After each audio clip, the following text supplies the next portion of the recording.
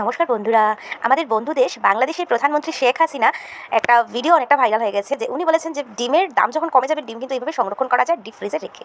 তো সবাই ট্রাই করে নিয়েছে, শুধু আমারই ট্রাই করা হয়নি। তো আমিও ট্রাই করলাম। আসলে দেখলাম ডিপ ফ্রিজে রাখার পর ঠিক 2 ঘন্টার মধ্যেই ডিমটা নিজে নিজেই ফেটে গেছে। এটা সহ্য করতে পারিনি, একদম বরফ হয়ে গেছে। নামানোর পরে দেখি ওই যেটার মধ্যে রাখলাম ওইটা থেকে বেরোচ্ছে না। তারপরে পাত্রে একটা জল নিলাম, তারপরে দেখলাম জলটা পেয়ে একটু গরম যখন হয়েছে হাতের স্পর্শে, তখন নিজে নিজে বেরিয়ে গেছে। তারপরে এটাকে খুব ভালোভাবে কুসাটা আমি ছিলে নিচ্ছি। আর হাতটা ভাইরে ভাই, হাতটা আমার জাস্ট কেটে কেটে যাচ্ছে। তো মনে হচ্ছে এইভাবেই খেয়ে নেই, এত সুন্দর লাগছে। দেখো তোমরা, কিউটসা হয়ে গেছে। তো এই ভাইরাল ডিমের রেসিপি সবাই বলছে যে একটা ডিম দিয়ে নাকি পুরো পরিবারের 8-10 জন মানুষ খেতে পারবে। আর আমি আজকে 2টা ডিম বানাবো, বুঝতেই পারছো।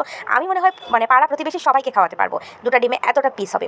এবার নাইফ নিয়েছি, আস্তে আস্তে শুরু করবো এখন হাতের কামাল। কিন্তু হাতটা আমার জ্বলে যাচ্ছিল এত বরফের মতো। আমি যতটুকু পারলাম পাতলা পাতলা করে কাট দিলাম। তবে একটা জিনিস ভালো লেগেছে, যে প্রত্যেকটা পিসের মধ্যে একটু একটু কুসুম ছিল। এই জিনিসটা আমার বেশ ভালো লেগেছিল।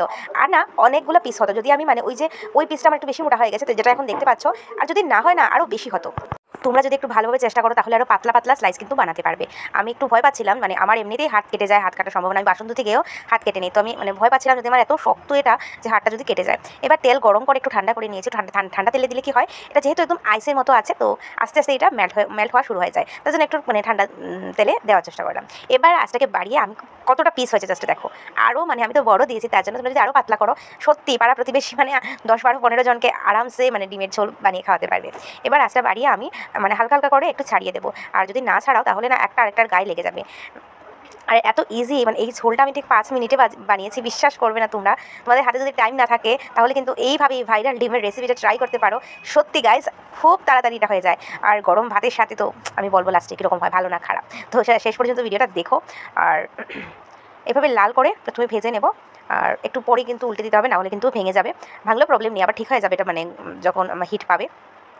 তো দেখো, উল্টে পাল্টে আমি এটাকে খুব সুন্দর করে একটু লাল করে ভেজে নিচ্ছি। আর আমি না ভিডিওর চক্করে ভুলে গেছি যে একটু স্প্রিঙ্কল করে একটু লবণ যদি দিয়ে দিতাম, এটা খালি খাওয়া যেত। তবে অসুবিধা হয়নি, আমি যেহেতু এটা দিয়ে গ্রেভি বানাবো, তো আমার কোনো প্রবলেম নেই। তোমরা যদি এটা শুধু খাও, বা ম্যাগি বা চাউমিনের সাথে বা স্যান্ডউইচ বা কিছুর সাথে যদি বা খালি যদি খাও, তাহলে আমি বলবো সামান্য উপর থেকে একটু লবণ দিয়ে দেবে, একটু গোলমরিচের গুঁড়ো, তাহলে এটা বেশ ভালো লাগবে। দেখো ফুলে যাচ্ছে, খুব সুন্দর হয়েছে। এবার এটা পাত্রে নামিয়ে নিয়েছি। আর দেখো, পেঁয়াজ কুচি টমেটো কুচি করে নিয়েছি, বুঝতেই পারছো এটা কেন। এবার আমি দেখাচ্ছি কী করবো। একদম চট জল দিয়ে একদম ব্যাচেলার একটা রেসিপি হয়ে যাবে। একদম 5 মিনিট কি 3-4 মিনিটই হয়ে যায়। কিছু পেঁয়াজ কুচি নিয়েছি, কিছু কাঁচা লঙ্কা কুচিও দিয়েছি, আর একটু জল দিচ্ছি যাতে মশলাটা পুড়ে না যায়। কাঁচা মরিচ কুচিটা দিয়েছে, এটা স্কিপ হয়ে গেছে, জানি না কেন। একটা টমেটো কুচি দিয়েছি, দেন কিছু মশলা অ্যাড করবো, হলুদের গুঁড়া আর মরিচের গুঁড়া, আর বেশি কিছু না, সামান্য একটু ধনিয়ার গুঁড়া দিয়ে দেবো। ঝালটা অবশ্যই নিজেদের পছন্দ মতো দেবে। আর তোমরা চাইলে এটা আলু দিয়ে ঝোল বানাতে পারো। আমি নর্মাল জাস্ট একটু শুকনো করে বানিয়েছি। এটা রুটি দিয়ে খেতে পারবে, গরম ভাতের সাথে খেতে পারবে। আর দিচ্ছি সামান্য একটু জিরের গুঁড়ো। এবার মশলাটাকে কষিয়ে নেব। আমি দেখো একটু ভেজে নিচ্ছি জল ছাড়াই, তারপরে জল দিয়ে দেবো। জল দিয়ে একটু ঢেকে দিলেই টমেটোটা খুব সুন্দর সফট হয়ে যাবে। আর রান্নাটা না চুটকিতে হয়ে যাবে, এত তাড়াতাড়ি হয়। তুমি ভাত বাড়তেই হয়ে যাবে। এবার সব কিছুকে মিশিয়ে একটু ঢেকে দেবো, যাতে সব কিছু কষানো হয়ে যায়, টমেটোটা একটু গলে যায়। তো দেখো 1.5 থেকে 2 মিনিটের ভেতরে খুব সুন্দর টমেটোটা গলে গেছে। আরও 1 মিনিট আগুনটা বাড়িয়ে একটু ভেজে নেবো। দেন এখানে ঝোলের জন্য, ঝোল তো না, একদম শুকনো বানাবো, একটু জল দিয়ে দিচ্ছি। আর জলটা বুঝিয়ে দেবে যে যতটুকু শুকনা পছন্দ করো, বাট এটা না শুকনাই ভালো লাগে, আমি দেখেছি।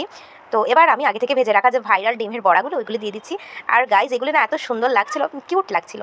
সব কিছুকে একসাথে দিয়ে আর একটু লবণ অ্যাড করেছিলাম।